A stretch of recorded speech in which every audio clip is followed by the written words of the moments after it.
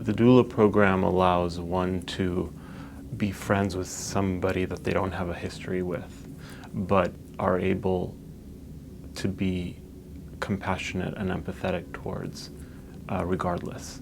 I had one woman who was a very close family, and she had done a lot in her life, but she secretly was a poet. And she began to share her poems with me, and she began to ask me to share with her, and she told me that she didn't show any of her family any of this stuff. I go to a hospital, and most often I see the person one time. I realize that that one visit can make a difference. We're not there to ask anything of them. We're not there to try to fix anything. So it really gives people an opportunity to reflect and to, relax into the moment, I guess. There was a change because I was from the outside seeing what I could do for him to make him more comfortable and not part of the institutional setting. A friend. I mean, there's so many people in bad shape, dying, terribly ill, that have no friends, no family, and they're completely alone. And to bring just a little bit of sunshine into their lives, I think it's remarkable.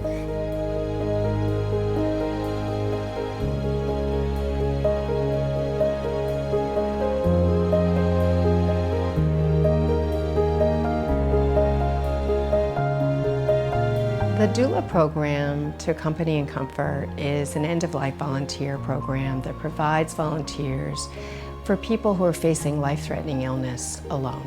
Many times it's patients who we know don't have any family nearby, so they're alone. There's no one visiting them. Many times it's patients maybe who are very vulnerable or disenfranchised.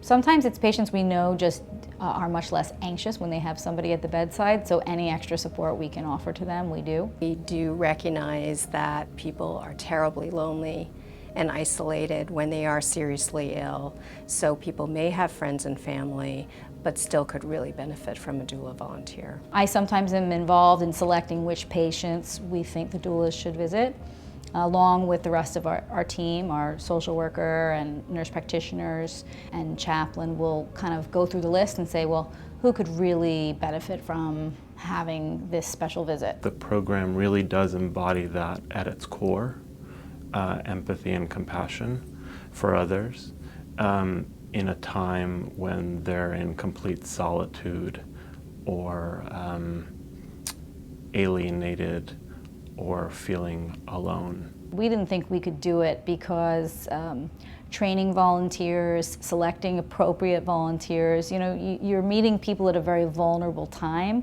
You can't just send anybody in there.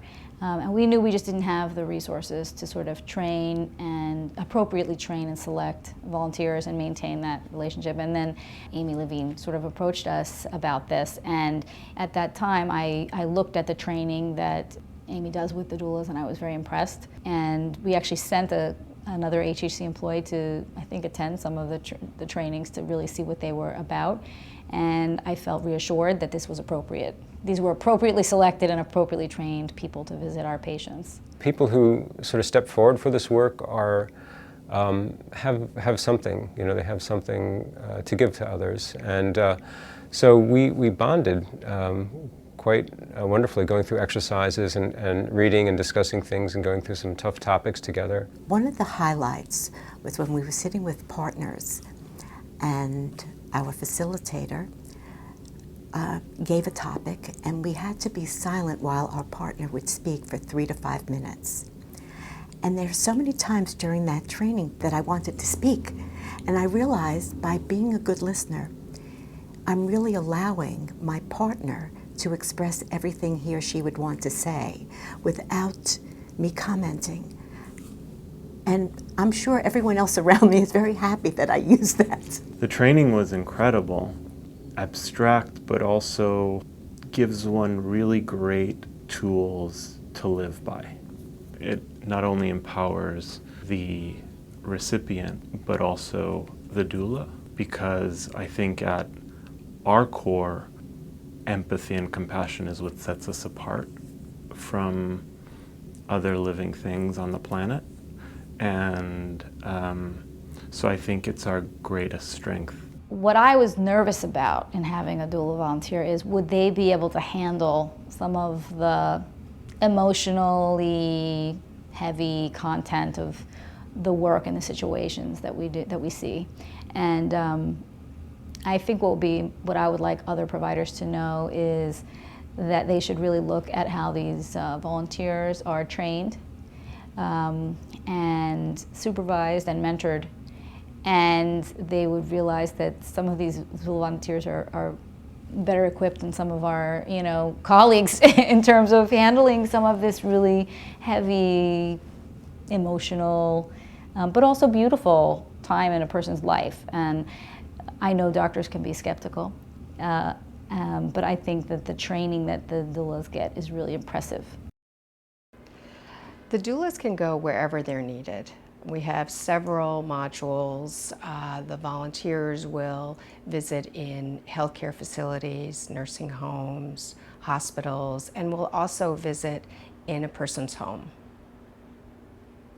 A lot of benefits. First of all, just feeling that you're helping somebody. One human being making themselves available to another human being during one of the most difficult times of their lives. All of them would look forward to me coming back a great deal. Every person that I meet in the program, I see as another sacred individual, that I'm being blessed to meet. And that's how I feel. That's. As a doula, you are more sensitive to the human aspect, to the feelings, to the emotions, to the enormity of the situation in a way that you couldn't possibly be as a practicing physician. It helps me a lot because otherwise all the stress is held inside, and I feel and think that if I'm all stressed up, I'm really not taking care of my health. I mean, I can just have the stress out of the way and then worry about the medical side of it. It's about relationship. It's the relationship of not only the doula volunteer with their companion, but our relationships with the agencies and hospitals and organizations that refer, that really see the benefit of a doula volunteer, as well as the volunteers' relationships with each other and our relationships with the volunteers. When I think about my younger years and going through medical crisis within the family, it wasn't discussed, and there were so many hidden values that we weren't able to communicate and exchange culturally. It was like we didn't say certain words and everyone was going to be fine. But that's not the case, and people need to be able to communicate and to know that you could go to a facility and be with someone who doesn't have a visitor or someone to speak to, and know that you made a difference in someone's life. For me personally, I leave feeling so much better.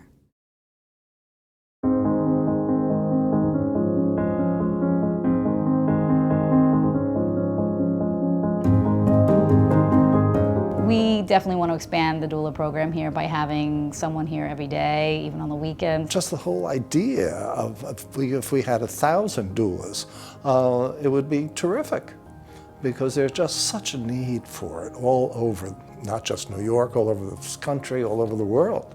And so I think it is a tremendous program.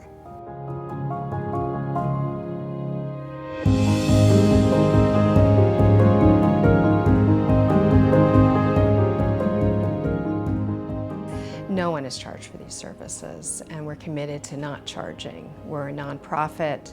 We don't get government funding, and that will always be our challenge. We are funded by individual contributions, family foundations, and grants. The need is great, and we want to expand. We want to be able to meet that need so no one is alone. It provides such an incredible service at a time when people are vulnerable, maybe afraid, or maybe just want some comfort. People ask me all the time, don't you find it depressing? And it's hard to put into words that the effect is really just the opposite. I view this as a friendship, and perhaps it's a little unorthodox in the way we came to meet each other. But nonetheless, it's a very meaningful friendship to both of us. Hopefully we grow from it. You know, I grow and you grow and then we all grow. Yeah. I think it's a very enriching experience for both of us.